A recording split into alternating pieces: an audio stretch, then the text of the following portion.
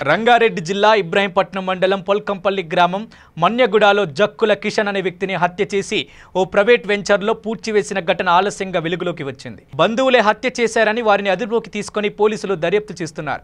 మృతుడు హయాత్ నగర్కి చెందిన కిషన్ గా గుర్తించారు. పోలీసులు ఆగస్టు 31న ఇబ్రాహీంపట్నం పోలీస్ స్టేషన్ కేసు నమోదు చేసినట్లు పోలీసులు తెలిపారు. కిషన్ అనే వ్యక్తి మన్యగూడలో ఉన్న పెదనాన్న కొడుకు అయిన జక్కుల ఐలయ్యతో పాటు పాత కక్షలు ఉండడంతో కిషన్ను ఎలాగైనా హత్య చేయాలని అనుకున్నాడు.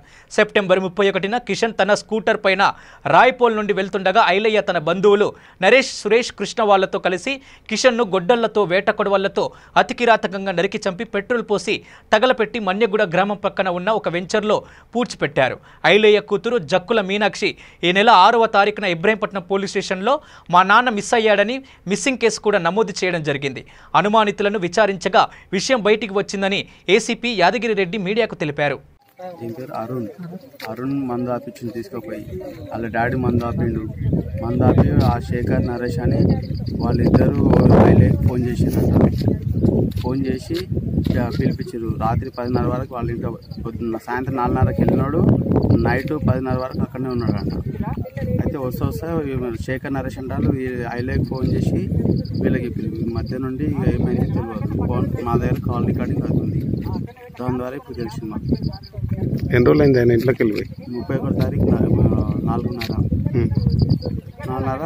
రాములు కొడుకు అరుణ్ మందాన్ని పిలిపించిండు, తాగిండు. మళ్ళీ నేరపల్లి వచ్చినాక నేరపల్లి వాళ్ళ రాములతో తాగిండు. ఆయన బావ అవుతాడు. ఆయన తర్వాత పర్వతాలు అలా చిన్న కొడుకు మధ్యాహ్నం ఆయన ఇద్దరు కలిసి ఎవరికో ఫోన్లు చేసిరంట. అదే ఐలేకి ఇప్పుడు బయటపడరాదు. ఫోన్ చేసి కాల్ రికార్డింగ్ ఉంది మా దగ్గర. దానివల్లనే ఇప్పుడు వీళ్ళు పట్టుకున్నాము. వీళ్ళు పట్టుకున్నాక ఇప్పుడు తెలిసింది. ఇప్పుడు మొత్తం కాల్ చేసారు, ఏం లేదు. మేము మా అన్న ఇప్పుడు ఎవరైతే చంపారో ఆయన మాకు రిలేషన్ అన్ననే అవుతాడు. వాళ్ళ ఇంట్లోనే కష్టం పెట్టాలని అనుకుంటున్నాను. వాళ్ళ ఇంట్లో బొంద పెడదాం అనుకుంటున్నాం. ఇప్పుడు తీసుకెళ్ళాలంటే మాకు కూడా సొంతం ఇల్లు లేవు, వీళ్ళకి సొంతం లేదు, అమ్మ నాన్న లేరు. ఇప్పుడు ఎక్కడేం చేయాలి? వాళ్ళ దగ్గర ఆయన కూడా అన్ననే అవుతాడు, పెద్దమ్మ కొడుకు. చిన్నప్పటి నుంచి వాళ్ళ దగ్గర గొర్రెలు కాసిండు. ఈ ఊర్లో అందరికీ తెలుసు. చిన్నప్పటి నుంచి గొర్రెలు కాసిండు. పైసలు కూడా ఏమన్నా ఇచ్చిండేమో మాకు తెలియదు. పైసల విషయంలో వచ్చిందో దేంట్లో వచ్చిందో తెలియదు. పైసలు ఇట్లా ఇచ్చి అడిగినందుకు ఇబ్బంది మళ్ళీ ఇట్లా చేసిరా నాకైతే తెలియదు. పిల్లలకి తెలుసు. ఎక్కువ తీసుకురా పైసలు ఏమన్నా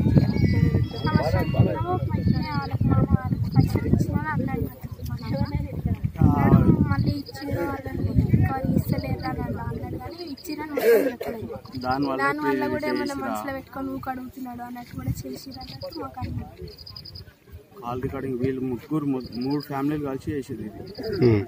రాములు పర్వతాలు ఈ ఐలయ్య, వీళ్ళు ముగ్గురు.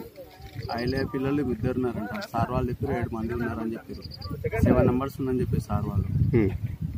ఆ 7 numbers శిక్ష పడాలి. సరే ఇప్పుడు ఏం చేస్తారు?